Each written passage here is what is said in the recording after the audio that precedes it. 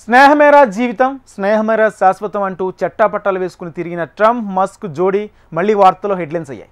అవును, అమెరికా అధ్యక్షుడు Donald Trump ప్రపంచ అపర కుబేరుడు ఎలన్ మస్క్ ఒకప్పటి స్నేహితులు. వీరిద్దరి మధ్య కెమిస్ట్రీకి దిష్టి తగిలిందేమో కానీ అమెరికా అధ్యక్ష ఎన్నికల తర్వాత ట్రంప్ మస్క్ మధ్య మాటల మంటలు రాజేస్తున్నాయి. ఇద్దరి మధ్య విభేదాలు రోజు రోజుకు మరింత ముదురుతున్నాయి. తాజాగా పరస్పరం బహిరంగంగానే తీవ్రస్థాయిలో పదునైన మాటలు తోటాలు ఎక్కుపెట్టుకుంటున్నారు. ఇంతకీ వీరి మధ్య పెడచూపిన బద్ధవైరం ఎందుకు? ఎంతో అన్యోన్యంగా ఉండే ఇద్దరు స్నేహితుల మధ్య భేదాభిప్రాయాలు ఎందుకు వచ్చాయి? Watch the story. Trump Musk మధ్య ఎగిసిపడుతున్న విభేదాలు. ఎలాన్ మస్క్కు డొనాల్డ్ ట్రంప్ హెచ్చరికలు. డోజ్ని ఉసిగొల్పుతానంటూ ట్రంప్ కమెంట్స్. అదే నిన్ను కబళిస్తుందంటూ మస్క్కు మాస్ వార్నింగ్. సబ్సిడీలతో భారీగా లాభపడ్డావంటూ ట్రంప్ సెటైర్. దుకాణం మూసి సొంతింటికెళ్తావంటూ స్ట్రాంగ్ వార్నింగ్. అమెరికా నుంచి త్వరలో ఉద్వాసన తప్పదని చురక. సబ్సిడీలు ఎత్తేయాలంటూ ఎలాన్ మస్క్ సవాల్. మస్క్ నోట మళ్లీ కొత్త రాజకీయ పార్టీ పాట.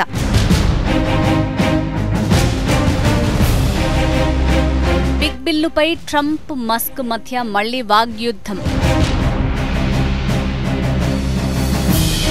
ఒకప్పటి స్నేహితులు అమెరికా అధ్యక్షుడు ట్రంప్, ప్రపంచ కుబేరుడు ఎలాన్ మస్క్ మధ్య విభేదాలు రోజురోజుకు ముదురుతున్నాయి.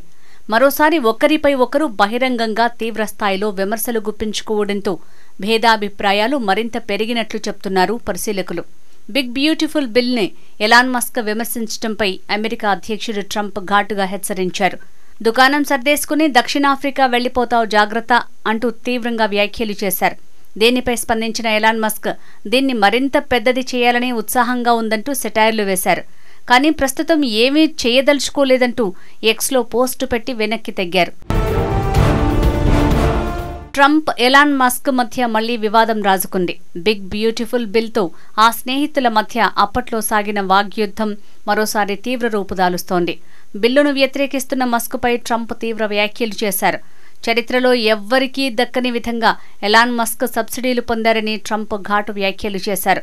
సబ్సిడీలే లేకపోతే రాకెట్ ప్రయోగాలు, ఉపగ్రహాలు, ఎలక్ట్రిక్ కార్ల ఉత్పత్తి వంటివేవీ ఉండేవి కాదని చురకలంటించారు. దుకాణం మూసేసి ఇంటికి వెళ్లాల్సి వస్తుందంటూ సెటైర్ వేశారు. అంటే దక్షిణాఫ్రికాకు చెందిన మస్క్ తిరిగి అక్కడికే వెళ్లిపోవాల్సి వస్తుందన్నారు. బిగ్ బిల్లు అమెరికాకు చెందిన చాలా సంపదను ఆదా చేస్తుందన్నారు. బహుశా డోజ్ దీని గురించి బాగా ఆలోచించాలని అభిప్రాయపడ్డారు. మస్క్ పొందుతున్న ప్రభుత్వ సబ్సిడీలు, కాంట్రాక్టులను పరిశీలించాల్సి వస్తుందని వ్యంగ్యాస్త్రాలు సంధించారు. ఎలాన్ మస్క్ తనను అమెరికా అధ్యక్షునిగా ఆమోదించడానికి చాలా ముందు నుంచే ఎలక్ట్రిక్ వాహనాల సబ్సిడీని తీవ్రంగా వ్యతిరేకిస్తూ వస్తున్నానన్నారు డొనాల్డ్ ట్రంప్. ఇదే అంశం తన ప్రచారంలో ప్రధానంగా ఉంటూ వస్తోందన్నారు. ఎలక్ట్రిక్ కార్లకు తానేమీ వ్యతిరేకం కాదన్నారు. ఎలక్ట్రిక్ కార్లు పర్యావరణ హితమే అయినప్పటికీ అంతా వాటినే వాడాలని మాత్రం ఎవరూ బలవంతం చేయకూడదని కామెంట్ చేశారు ట్రంప్. ఫ్లోరిడా వెళ్లే ముందు వైట్ హౌస్ ఆవరణలో ఇదే అంశంపై మరోసారి మీడియాతో మాట్లాడారు అమెరికా అధ్యక్షుడు.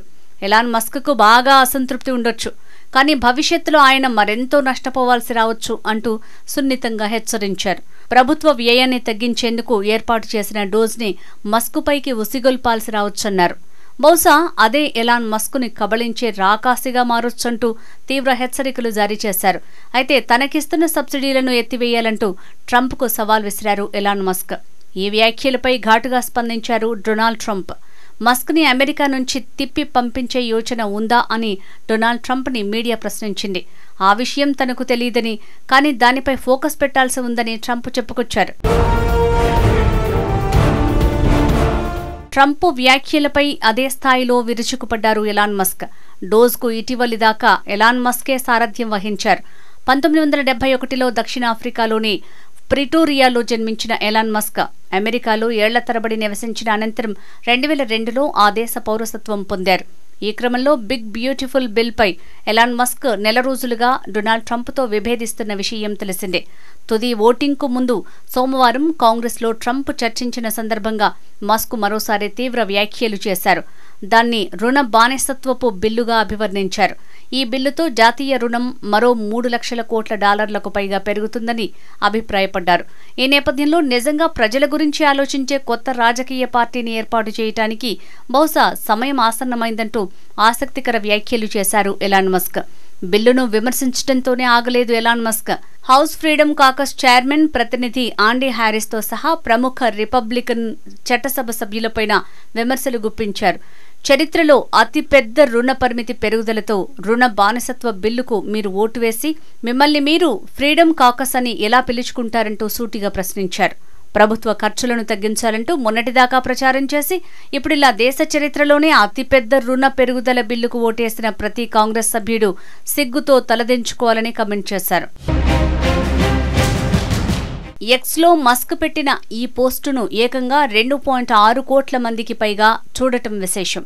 బిల్లు ఆమోదం పొందితే కొత్త పార్టీ పెడతానంటూ ఆ తర్వాత కొద్ది గంటలకి మస్క్ మరో పోస్టు పెట్టారు. ఈ పిచ్చి బిల్లు రిపబ్లికన్ పార్టీకి ఆత్మహత్య సదృశ్యమే అవుతుందని అభిప్రాయపడ్డారు. ఒకవేళ ఆ బిల్లు ఆమోదం పొందితే ఆ మర్నాడే అమెరికా పార్టీ ఏర్పడుతుందన్నారు. డెమోక్రాట్ రిపబ్లికన్ పార్టీలకు ప్రత్యామ్నాయం ఇప్పుడు దేశానికి ఎంతో అవసరం ఉందని చెప్పుకొచ్చారు ఎలాన్ మస్క్. కొత్తగా ఏర్పడబోయే పార్టీ ప్రజల పక్షాన ఉంటుందని చెప్పుకొచ్చారు. ఈ రెండో పోస్టును ఏకంగా 3.2 కోట్ల మంది చూశారు. ఇదిలా ఉంటే ఇప్పటికే ప్రతినిధుల సభ ఆమోదం పొందిన బిగ్ బిల్లుపై 3 రోజులుగా సెనెట్లో తీవ్రస్థాయి చర్చ జరుగుతోంది. మంగళవారం ఇది ఆమోదం పొందింది. దీంతో విద్యుత్ వాహనాలకు ప్రస్తుతం అందుతున్న భారీ సబ్సిడీలు పూర్తిగా అటకెక్కుతాయి. ఈ క్రమంలో ప్రభుత్వం నుంచి భారీ కాంట్రాక్టులు, సబ్సిడీలు పొందుతున్న మస్క్ ఎలక్ట్రిక్ కార్ల కంపెనీ టెస్లా, అంతరిక్ష ప్రయోగాల సంస్థ స్పేస్ కి ఈ బిల్లు శరాఘాతమే అని చెప్పాలి. చరిత్రలో ఎవరూ పొందనంతగా సబ్సిడీలు మస్క్ పొందుతున్నారని ట్రంప్ కామెంట్ చేయగా, దమ్ముంటే సబ్సిడీలు ఆపేయాలని మస్క్ సవాల్ చేయటం ఎటు దారి తీస్తుందో చూడాలి మరి.